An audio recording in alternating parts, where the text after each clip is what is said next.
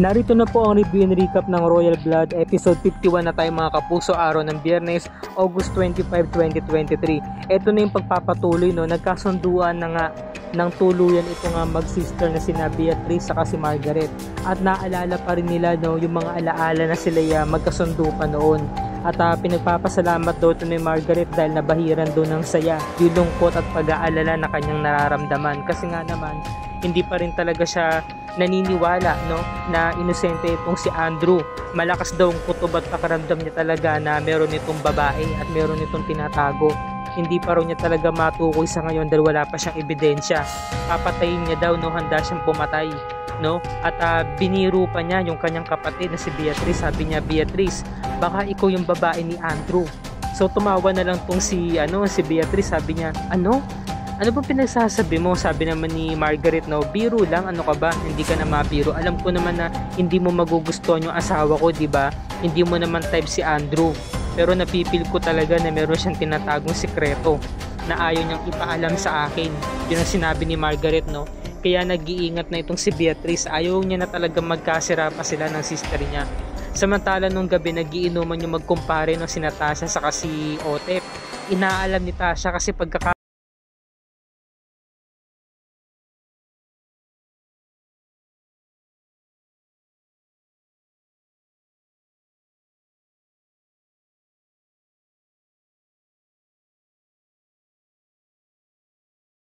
kaibigan bago niya pa ako nakilala.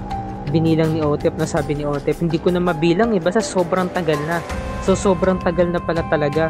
Si Diana, nung bang namatay ang nanay ni Lacey, syempre nakilala na ni Napoy si Diana, di ba? Gaano niya na siya katagal nakakilala?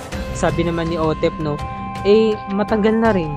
Samantala, no, itong si Beatrice, pinuntahan ni Andrew sa bahay at nagpupumilit pa rin ito. Binalita nga kay Beatrice na hindi pa rin niya binubura yung mga files at nakasave ito sa laptop niya. Gusto pa rin niya makipagbalikan kay Beatrice, hindi pa rin daw niya malimutan yung mga nangyari sa kanila. At gusto pa rin niya talagang gawing lihim yung relasyon nila. Samantalang to si Beatrice pumipiglas na at ayaw na talagang ipagpatuloy yung tinatago nilang relasyon. Hanggang sa bumigay na nga to si Beatrice, no, nabitawan niya yung baso na naglalaman ng gatas, natapon ito sa sahig at inaakit na siya ni hinahalik-halikan na siya sa iba't ibang parte ng leeg. Ngayon nahuli sila ni Margaret at meron itong daladalang container na naglalaman pala ng mga sawa. Sabi niya, no, I knew it. Sinasabi ko na nga ba, ikaw ang babae ng asawa ko. Traidor ka talaga, hindi ka talaga mapagkakatiwalaan. Naturingan nagkasundo na tayo, tapos ito pang gagawin mo sa akin kahit kailan, talaga mga agaw ka.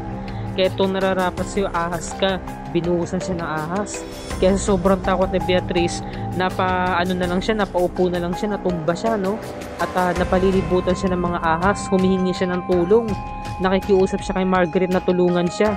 Samantalang ginawa lamang ni Margaret, tinitigan siya ng masama, no? Ayun pala, binabangungot pala itong si Beatrice. At kanina pa pala siya ginigising ni Anne, hindi siya magising-gising. Kaya ang ginawa ni Anne, binuhusan siya ng tubig at doon siya nagising. So kinuwestiyon ni Beatrice si Anne, sabi niya, bakit mo ko tinapunan ng tubig? Bakit mo yung ginawa? Sabi naman ni Anne, ma'am, kanina ko pa po kayo ginigising, hindi po kayo magising kaya nagmamadali po ako na kumuha ng tubig para buhusan kayo. So bumalik ka na nga. Kaya pagtalikod ni Ano, napapangiti siya kasi iniisip niya sa wakas nakaganti na rin ako sa maldita kong amo. Kaya nakakatawa rin tong parting to. Ayan, di ba, inuusig na ng konsensya ang mga loko-loko, sina Andrew saka tong si Beatrice. Ito naman, nahuli na nga ni Tasha itong si Otep kasi lasing di ba? Sinadya talaga ni Tasha na lasingin itong si Otep kasi kilala niya tong kumpare niya, madaldal to, di ba? Kaya ito na yung pagkakataon para mahuli niya si Otep. Sabi naman ni Tasha, so sabi mo nga, matagal na silang magkakilala ni Diana, so tama pala hinala ko. Matagal na pala silang merong relasyon. Ex sila, sabi naman ni Otep, no, biglang tauhan, sabi niya, ano ba pinagsasabi mo? Nagkamali ka ng akala, no? Ang ibig kong sabihin, dito ko na nakilala si Diana. Nung nakilala ni Napo yung airpot niya, tapos isinama niya ako dito, doon na kami naging magkakilala ni Diana at naging magkaibigan. Ikaw talaga, Tasha, ang hina mo sa mathematics. Tapos kung nga rin humiga siya, no, natulog na siya kunwari, para kung nga rin lasing na siya. So sabi ni Tasha, no, so tama nga ang hinala ko, umalis siya. Ito namang si Napoy, binangungot din. Tulog na si Lizzie katabi niya. Ang bangungot niya, nasa loob sila ng kwadra at sinasalubong niya yung kanyang tatay. Masayang masaya siya dahil nakita niya ang tatay niya sa kanyang panaginip. Ngayon, nagpapasalamat ang tatay niya, sabi, Napoy, alam kong nasasaksihan ko mga ginagawa mo sa mga kapatid mo.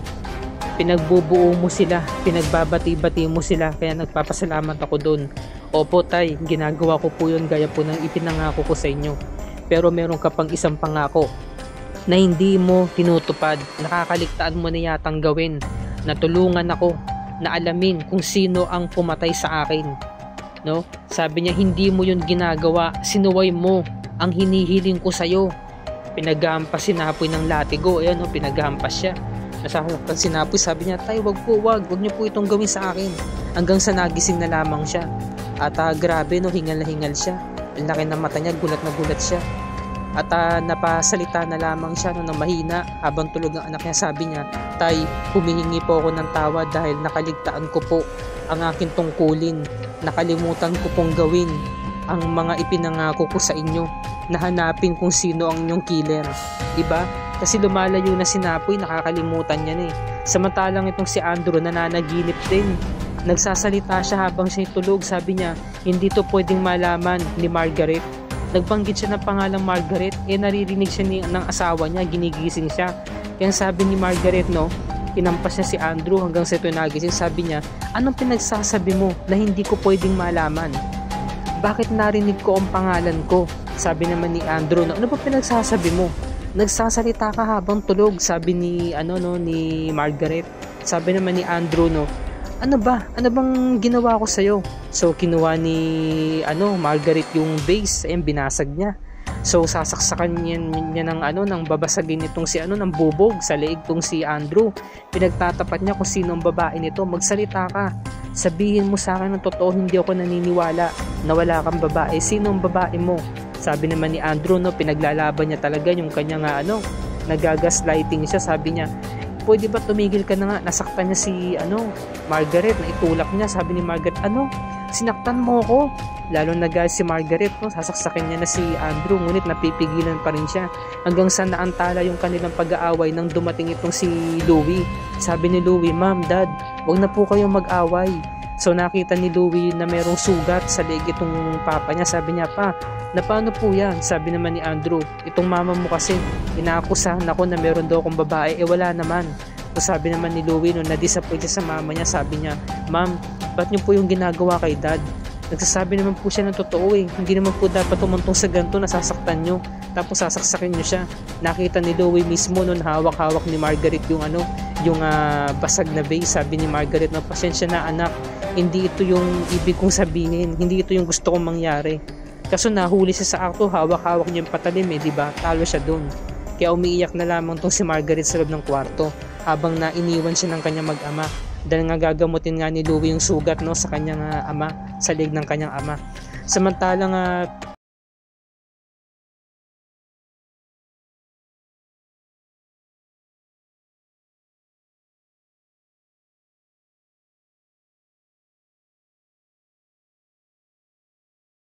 siya kasi nakita niya daw sa files ng laptop ni Andrew, meron daw siyang binura. Ano kaya yun? Samantalang dumating na itong si Christoph, hindi na rin nagtagal, no, at dumating na rin siya agad. Sabi niya, ano bang pakulo ng bastardo niyo at pinapunta niya tayo dito? Sabi naman ni Napoy, nandito na pala kayo lahat, kompleto na pala kayo. Nandito lang ako para sabihin sa inyo na kausap ko yung namamahala sa Royal Motors at magkakaroon na daw ng kinakailangan na raw magkaroon ng bagong CEO. Bukas daw magkakaroon na ng botohan. Kaya kailangan mag-prepare silang tatlo. Hindi na rin siya makikialam kasi nga ibabalato niya na yun sa kanilang tatlo. Hindi niya yun papakilaman gaya nga ng ipinangako niya sa mga kapatid niya, di ba? Na hindi siya makikialam sa negosyante nila dahil wala naman talaga siyang balak na pasukin ng pagiging president and CEO ng Royal Motors, di ba? So sabi naman ni Christoph, no, talagang natahimik siya, napatingin siya sa mga kapatid.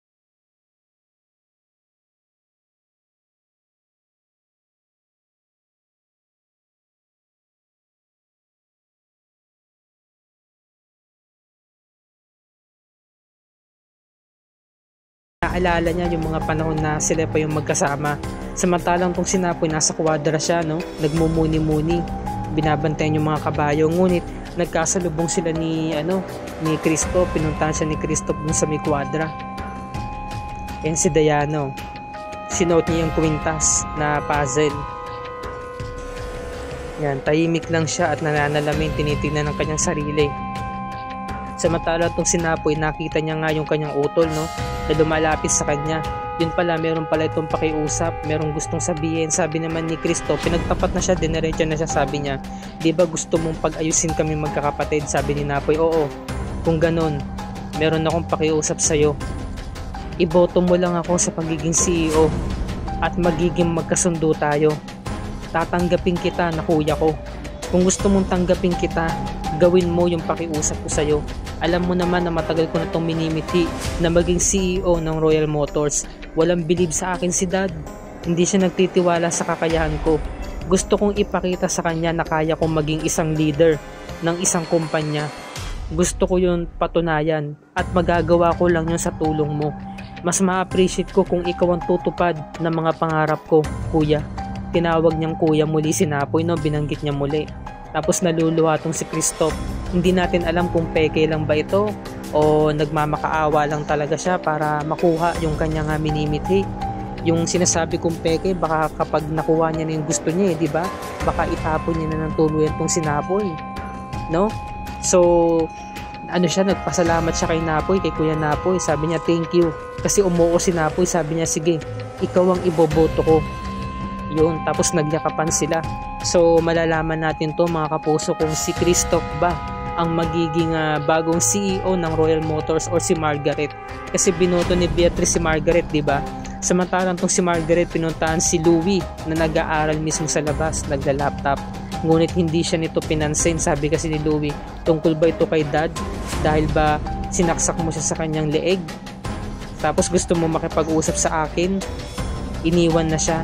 Ngayon, ito namang si Margaret, susundan sana yung anak-anakan niya. Ngunit biglang dumating itong si Cleope para kamustahin siya.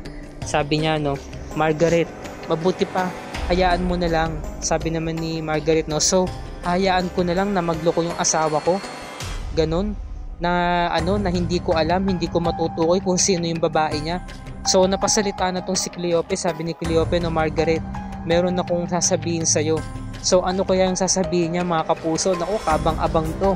Tuluyan na kaya nga ilalaglag ni Cleope itong sina Andrew sa si Beatrice. O ibang balita yung kanyang sasabihin. Ito yung pakatutukan natin sa Lunes. Sa Lunes pa mga kapuso, episode 51. Napunta kay Margaret yung flash drive, no, na pinagkakaingat-ingatan at pinagtatago-tago nito ni Andrew. Nawawala ang flash drive kasi nga napunta ito sa mga bata, di ba, habang sila nag-aaral. Pinakita to kagabi no, hanggang sa nag-hysterical to si Andrew kasi napakahalaga daw sa kanya nung flash drive na yun. May mga files daw doon ng mga importante na hindi pwedeng ma-misplace. So nagtataka si Margaret, bakit ganun siya ka nag-aalala doon sa flash drive na yun, hanggang sa napunta nga sa kanya. At nabalitaan nga ito ni Beatrice. Ano kaya yung hakbang na gagawin ni na Beatrice ngayon? Humihingi siya ng tulong sa Kuya Napoy niya. Malulusutan kaya nila ito o tuluyan na kayang mahuhuli ang tinatagong sikreto nito ni na Andrew sa kanya Beatrice? Pati si Napoy damay din dito. Ito ang dapat natin pakatutuan sa Lunes mga kapuso. At kung bago ka pa lamang sa akin channel, please like and share this video on your social media platforms. I-hit mo na rin ang subscribe button with notification bell icon para lagi ka updated sa mga episodes ng Royal Blood and other GMA shows tulad nito. Magandang gabi at happy weekends mga kapuso. Maraming salamat sa inyong panonood and God bless us all.